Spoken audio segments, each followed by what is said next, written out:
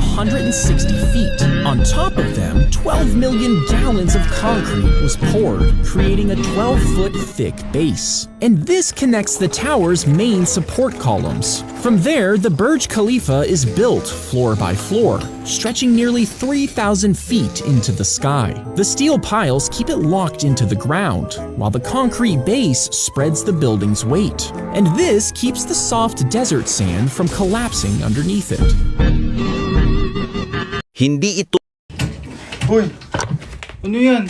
Tinatago ko yung mga sabon ko kasi baka mawala na naman. O ayan.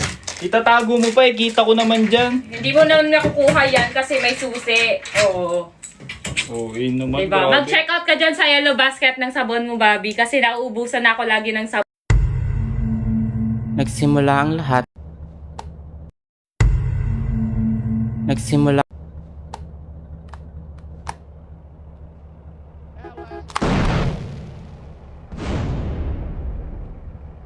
Hold up.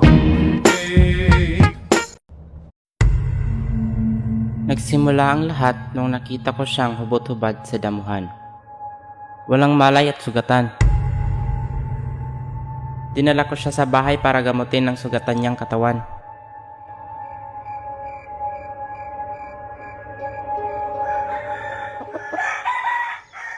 Anong nakita mo kagabi? Lahat. Nakita kitang walang malay kagabi kaya inuwi kita dito sa bahay para gamutin. Yun lang.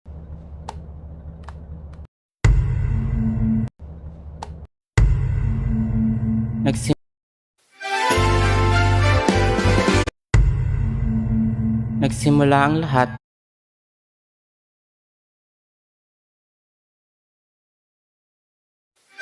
Iboy, tignan mo daw!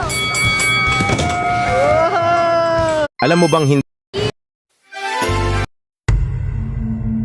Nagsimula ang lahat nung nakita ko siyang hubot-hubad sa damuhan. Walang malay at sugatan. Dinala ko siya sa bahay para gamutin ang sugatan niyang katawan.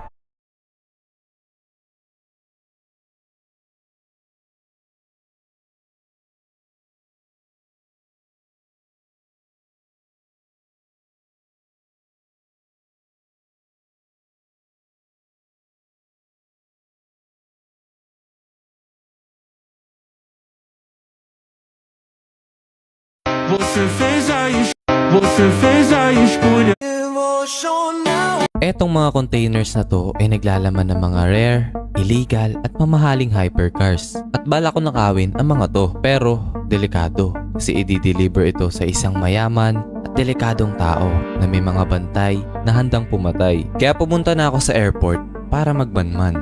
So